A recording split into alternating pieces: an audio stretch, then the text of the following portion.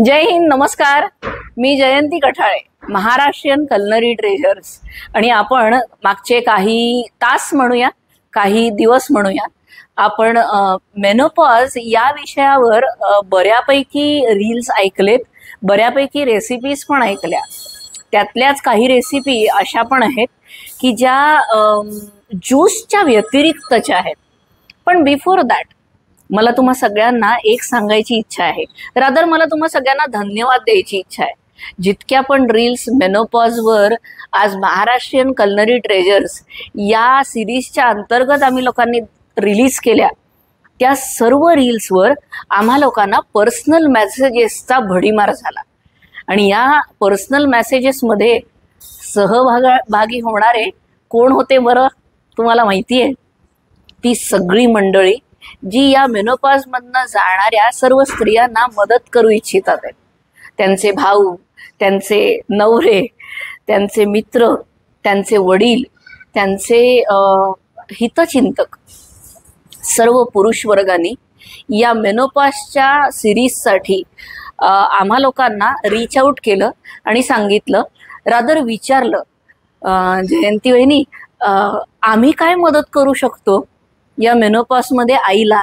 म्हणजे 10वीतला एक विद्यार्थी मला जेव्हा मेसेज टाकून हा मेसेज टाकतो की माझी आई साधारणतः सेम एज ग्रुप मधली आहे, तिचा पण मेनोपॉज येत असेल का? मी त्या बाळाला उत्तर दिलं, हो रे बाळा, आणि तिला मदत करण्याची गरज आहे. इमोशनल ब्लॉकेजेस असतील, त्याच्यातनं तिला सहजरित्या बाहेर काढण्याची गरज आहे. तिला फिजिकल काहीतरी त्रास होत असेल, त्याच्यातनं तिला सहजपणे अगदी साधे योगासनं करून सुद्धा बाहेर निघता येणार आहे. मी पडली पूर्ण ब्रह्म चालवणारी. त्याच्यामुळे मी सांगणार, महाराष्ट्रीयन कलनरी ट्रेजर्स मधले आपले हरवलेले सगळे पदार्थ, आज त्याच पदार्थांपैकी 2 पदार्थ म्हणजे 2 आंबिली मी तुम्हाला सांगते आहे. आज्यांनी या आंबिली महादेवीचा प्रसाद म्हणून आपल्याला अनेक वेळा महालक्ष्मी थाळीमध्ये खाऊ घातला. आंबील म्हटलं का ज्वारी डोळ्यासमोर येते, म्हणजे महाधान्य डोळ्यासमोर येतं.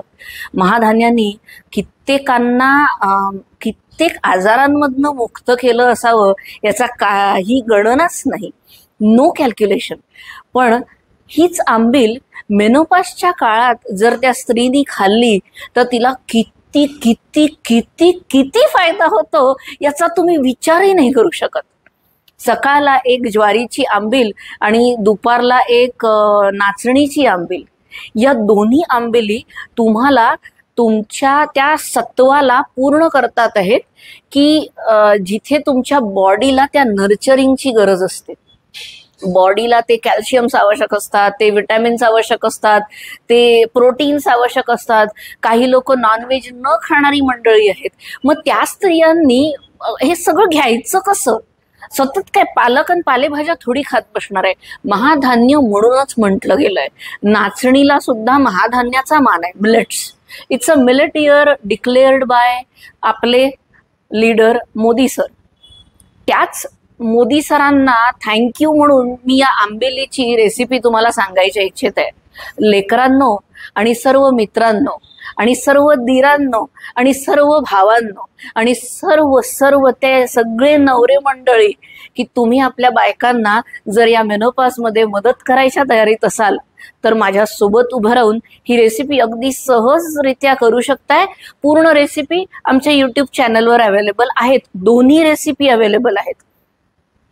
यूट्यूब चॅनलची लिंक आमच्या या रीलमध्ये अवेलेबल असेलच. तुम्ही जस्ट क्लिक करा आणि युल रीच टू यूट्यूब.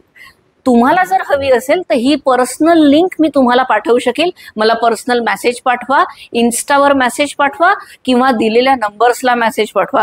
तुमच्यापर्यंत या रेसिपीज पोहोचवण्याचं काम आम्ही नक्की करू. आमची पूर्ण टीम, आमची पूर्ण डिजिटल टीम तुम्हाला सगळ्यांना याच गोष्टींसाठी मदत करायला बसलेली आहे. मेनोपॉजमध्ये कितीतरी स्त्रिया इमोशनल ब्लॉकमधनं जेव्हा जातात ना, तेव्हा त्यांना कुठल्या धान्यापेक्षा एका खूप परमधान्याची गरज असते, ते म्हणजे इमोशनल हग. मी आज तुम्हाला तो हग पण सांगणार आहे. एक हग, एक कडकडून मिठी आपल्या आईला मारून बघा. तिला न ते म्हणतात ना 7 जन्माचं पुण्य केल्याचं असं अनुभूती होईल. ती त्या सर्व दुःखांमधनं खूप सहज बाहेर पडेल. खरं सांगते लेकरं, जे पण आपल्या आईला मदत करायच्या इच्छित आहेत, जे पण आपल्या वहिनीला मदत करायच्या इच्छित आहे, जे पण आपल्या बहिणीला मदत करायची इच्छित आहे, जे पण आपल्या मैत्रिणीला मदत करायची इच्छित आहे, त्या सगळ्यांना मनापासून एक request, give her a tight hug, she will be fine. तिचा इमोशनल वर्टिकल सांभाळा. योगानी, सूर्यनमस्कारांनी, काही दंडांनी तुमचे physical may be vertical set होतील.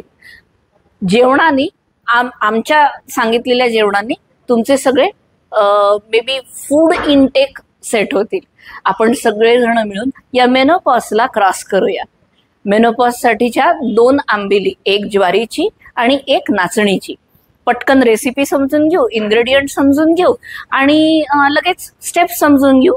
इझी गो. मी दोन्ही रेसिपी एकत्र सांगणार आहे म्हणजे वेळ वाचेल. दोन्ही रेसिपींमध्ये इन्ग्रेडियंट सगळे सारखे आहेत, फक्त फरक 2 इन्ग्रेडियंट्सचा आहे. जी ज्वारीची रेसिपी आहे त्या रेसिपीमध्ये, जी ज्वारीची आंबील आहे त्या आंबिलीमध्ये हळकंड, सुपारी आणि नाणं किंवा मेटल म्हणजे प्युअर गोल्ड जे असतं ते टाकावं लागतं. हे धुवून टाकायचं आणि मग काढून घ्यायचं, म्हणजे याचा अर्क त्याच्यात उतरतो. बेसिकली मेटलचा अर्क तुमच्या पोटासाठी खूप आवश्यक आहे. आपण डायरेक्टली ते खाऊ शकत नाही, पण त्याचा अर्क नक्की पिऊ शकतो. म्हणून सोन्याचं पाणी अंगावर घ्या असं आजा नेहमी म्हणतात. म्हणून म्हणतात, बांगड्या घाला ग, अंगठ्या घाला ग, गळ्यातलं घाला ग, सोन्याचं पाणी अंगावर न जाऊ द्या ग, कानातले राहू द्या ग, पैंजण राहू द्या ग, हातातल्या बांगड्या वाजू द्या ग. या सर्वांनी ना आपल्या बॉडीला एक तंत्र मिळतं, एक उपचार मिळतो, एक सांत्वना मिळते, एक सुदृढता मिळते. महाराष्ट्रीयन कल्नरी ट्रेजर्स मधली आंबिलीची रेसिपी तुम्हा सगळ्यांसाठी. क्विकली सगळे इन्ग्रेडियंट्स, ज्वारी वाटून घेतलेली किंवा पिसून घेतलेली किंवा तुम्ही डायरेक्टली चक्कीवरनं त्याचा आटा दळून आणा. जरा गरगळ असावी, खूप पावडर करू नका. हा आटा. त्याच्यानंतर इन्ग्रेडियंट्स ज्वारी आणि नाचणी, या दोन्ही वेगवेगळ्या रेसिपीज आहेत. क्विकली सगळ्या एकत्र सांगतेय, पण या वेगवेगळ्या करायच्या आहेत. याच्या रेसिपीज युट्यूबला व्यवस्थित अवेलेबल आहेत. नाचणीसाठी नाचणीचं पीठ, ज्वारीच्या आंबिलीसाठी ज्वारीचं पीठ. या दोघांसाठी पण तूप लागणार आहे फोडणीचं, या दोघांसाठी पण जिरं लागणार आहे, या दोघांसाठी पण मिरं लागणार आहे, या दोघांसाठी पण मिरचीची पेस्ट लागली तर टाकायची असेल तर.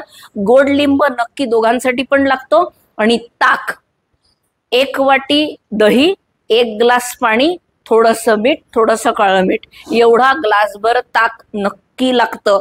3 ते 4 बाउल पाणी लागतं.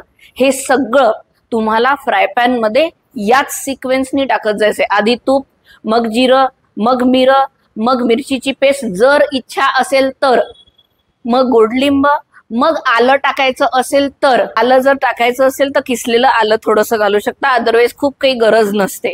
हे सगळं सॉते करून घ्या. प्रमाण सांगते, ज्वारी जवळपास 1 वाटी, 1 बाउल भरून ज्वारी टाकायची असते आणि टाका.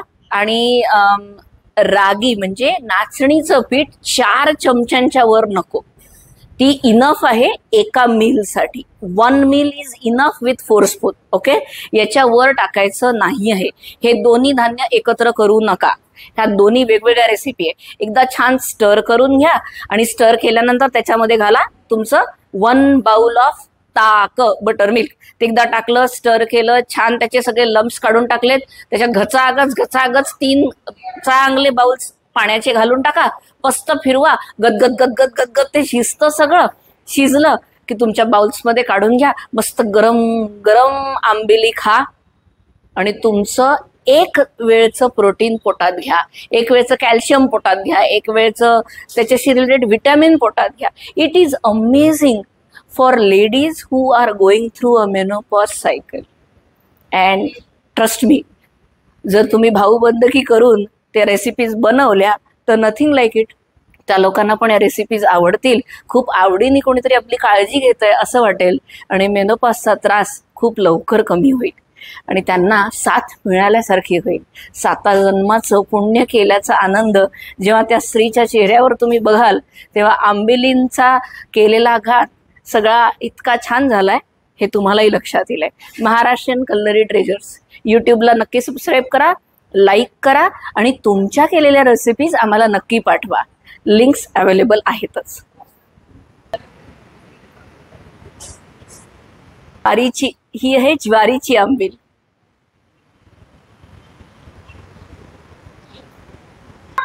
बाय.